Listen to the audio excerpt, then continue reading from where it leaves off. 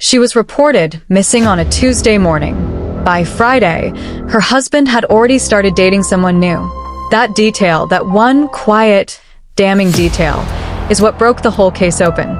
Because while the police were still searching for a woman named Margaret Osei, her husband, Daniel, was sitting across a candlelit table at a restaurant 12 miles away, laughing, pouring wine, and telling a woman he'd met online that he was widowed. Not separated, not divorced, widowed, and Margaret's body hadn't even been found yet. This is the story of Daniel Osei, a man so calculated, so cold, and so convinced of his own intelligence that he made one mistake. Just one. But it was enough to bring down everything he had spent 7 years carefully building. Stay with me, because this story is going to go places you are not expecting. Hey, this is Black Sage TV, your #1 African Folktales channel. Kindly subscribe and turn on the notification bell so that you'll be the first to be notified anytime we drop a new story. Now, let's go into the story proper. Daniel and Margaret met in 2014 at a church conference in Accra. She was 27. He was 34. By every visible account, he was exactly what a woman prays for: educated, well-dressed, soft-spoken, and deeply involved in ministry. He led the men's fellowship at their local church. He gave generously at offerings. He called his mother every Sunday without fail. They married in 2015. The wedding photos are still somewhere on the internet. Margaret in ivory lace, flowers in her hair, laughing so hard her eyes are closed. Daniel beside her, hand on her waist, looking at the camera like a man who has won something. And that, right there, is the thing that haunts people who knew them. Margaret was never looking at him. In almost every photo from that wedding, she is looking away, at friends, at family, at the sky. Like some part of her already knew. Their first 3 years were described by neighbors as quiet. That word came up again, and again in interviews. Quiet. Not peaceful. Not happy.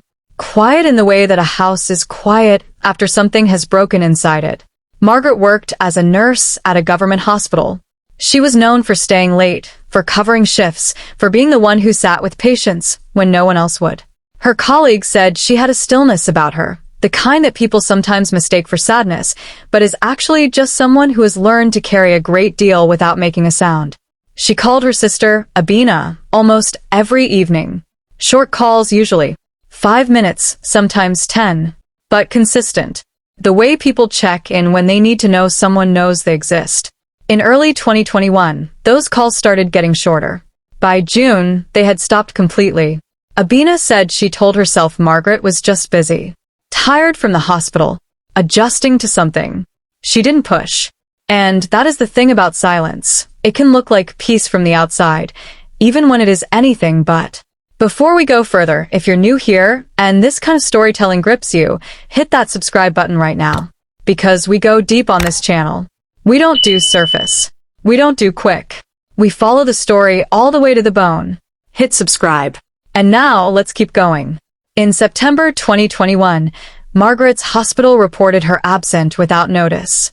3 days of no-shows, no call, nothing. That was completely out of character. This was a woman who once came in with a 38-degree fever because she didn't want to leave a patient mid-treatment. Her supervisor contacted Daniel. Daniel said she had traveled. Family emergency. He'd passed the message along. The supervisor waited 2 more days. Still nothing. She filed a missing persons inquiry with the local police. Here is where the story becomes something else entirely. The police went to Daniel's house. He opened the door in a pressed shirt, offered them seats, offered them water, and told them, very calmly, that Margaret had been struggling emotionally for months. That she had spoken about needing space. That she had packed a bag and left on the 14th of September, and that he had respected her privacy and not reported it, because he believed she would come back when she was ready. He said all of this with the kind of quiet grief that makes people lower their voices in response. He said he was worried, of course. He said he was praying. He said he had already spoken to her family, which was a lie, but the officers didn't know that yet. They took a statement and left. And that evening, Daniel went on a date. It was Abena who first told police about the calls stopping. She had driven 3 hours to Daniel's house by this point, because something in her chest would not let her stay home. She sat across from Daniel in his living room and watched him describe a wife who wanted space, who needed to breathe, who had been emotionally fragile, and she said later that the whole time she was sitting there, she kept looking at his hands. Not because she saw anything in them, because they were so still. She told the detective assigned to the case, a woman named Adjoa Mensah, that Daniel's hands never moved when he talked. No gestures. No reaching. No wringing of fingers or tapping of knees. Just flat palms resting on his thighs like he was waiting for a bus. Detective Mensah wrote that down. Adjoa Mensah was the kind of investigator who notices the thing nobody mentions. She had worked missing persons for 11 years, and she had learned that grief, real grief, is always slightly chaotic. It leaks. It doesn't hold its shape. A husband whose wife is missing and might be in danger does not sit with still hands. He reaches. He fidgets. He stands up and sits back down. He calls you before you call him. Daniel Osei did none of those things. She started pulling threads. The first thread was financial. 3 weeks before Margaret disappeared, Daniel had taken out a life insurance policy in her name. Not a renewal. A new policy. Signed, witnessed, and submitted on the 24th of August. Margaret did not know about it. The broker confirmed she had never spoken to him directly. Daniel had provided her signature. The second thread was the phone. Margaret's mobile had last pinged a cell tower 4 kilometers from their home on the evening of September 14th, the same date Daniel had given for her departure. But her travel records showed nothing. No bus ticket. No flight. No train. No toll payment.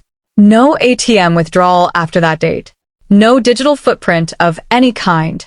A woman doesn't vanish into the air 4 kilometers from her own house, unless someone makes her vanish. The third thread, and this is the one that sealed it, was a neighbor named Emmanuel, who lived directly across the road. Emmanuel was a night watchman by profession, which meant he slept through most of the day and was awake for all of the night. He came forward 10 days into the investigation and said something that changed everything. On the night of September 14th, at approximately 1 a.m., he had seen Daniel loading something heavy into the back of his car. A tarpaulin. Something long inside it, wrapped tight. Daniel had done it slowly, carefully, the way someone does something they've rehearsed. Emmanuel had watched from behind his curtain and told himself it was probably building materials or old furniture or something boring and explainable. But then Daniel had looked up and scanned the entire street before getting into the car. Emmanuel said that look, that slow, deliberate scan was what stayed with him. Innocent people don't look at the street like that at 1 a.m. That's the look of someone checking for witnesses. Detective Mensah got a search warrant. They found nothing in the house. Daniel had cleaned it and cleaned it well. But forensics is not fooled by clean. Luminol lit up a section of the bedroom floor that had been scrubbed with bleach, a patch about 2 meters long. And in the soil of the garden behind the house, beneath a recently laid section of paving stone that hadn't quite settled to the same level as the rest, ground-penetrating radar found a disturbance. They dug. They found Margaret. She had been wrapped in the same tarpaulin Emmanuel described. She had been there for just over 3 weeks. The post-mortem confirmed blunt force trauma. She had not gone quietly, and she had not gone quickly, and that detail is one I will not linger on because it belongs to her and to her family, and not to this story's need for drama. Daniel Osei was arrested at 6:47 a.m. on a Wednesday, still in his sleeping clothes, in the house where he had buried a woman in the garden and then gone back inside to sleep. At trial, his defense argued grief, argued instability, argued that Margaret's death had been accidental, that he had panicked, that he was not a monster, but a man who had made a catastrophic decision in a moment of terror. The prosecution showed the jury the life insurance policy dated 3 weeks before her death. They showed the dating app profile, created 4 days after Margaret disappeared, where Daniel described himself as a widower who is slowly healing. They showed a text message sent to a friend 2 months before Margaret died, a message in which Daniel wrote, and I quote loosely, "I feel trapped. I need a clean exit. I've been thinking about what that looks like." His friend had thought he meant divorce. He did not mean divorce. The jury deliberated for less than 4 hours. Daniel Osei was convicted of premeditated murder, insurance fraud, and forgery. He was sentenced to life imprisonment without the possibility of parole. He has not spoken publicly since the verdict. Margaret's sister Abena gave a victim impact statement that lasted 7 minutes, and by the end of it, there was not a dry eye in that courtroom. She talked about the phone calls. She talked about the 5-minute check-ins every evening. She said the hardest part was not the funeral and not the trial, and not even the moment they found her sister in the garden. The hardest part, she said, was realizing that the calls had stopped in June, 3 months before September, and understanding, in hindsight, that Margaret had already known something was wrong, that she had been living inside the ending for months without knowing how to say it out loud. She called me every day, Abena said, because she needed to know that someone would notice if she stopped. Someone noticed. It just took longer than it should have. Daniel Osei made one mistake. Not the insurance policy. Not the dating app. Not even Emmanuel across the road, watching from behind a curtain. His mistake was believing that silence was the same as safety. That if he controlled the noise, he controlled the narrative. That a man with still hands and a pressed shirt and the right words could construct a version of reality so convincing that nobody would look underneath it. But Detective Adjoa, Mensah, looked underneath it. And Margaret's sister drove 3 hours on a feeling. And a night watchman watched the whole street while Daniel Osei thought nobody was watching. That is how these stories always end. Not with genius detective work, not with dramatic confessions, not with some extraordinary breakthrough. They end with ordinary people refusing to look away. With a sister who knew her sister's silence. With a neighbor who trusted what he saw in a man's eyes at 1 a.m. With a detective who wrote down still hands in her notebook and didn't forget it. The lesson in this story is not about evil. Evil is everywhere, and it rarely announces itself. The lesson is about paying attention. Margaret paid attention. She knew. She just didn't know how to say it before it was too late. So, the question I want to leave with you tonight, and I want you to drop your answer in the comments, because I genuinely want to know what you think. If someone you loved suddenly went quiet, stopped calling, stopped texting, started disappearing in small ways, how long would it take you to ask why?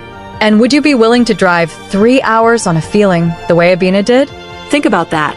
Drop it in the comments. Share this with someone who needs to hear it. And if you're not subscribed yet, please hit the subscribe button and stay connected. I'll see you in the next one.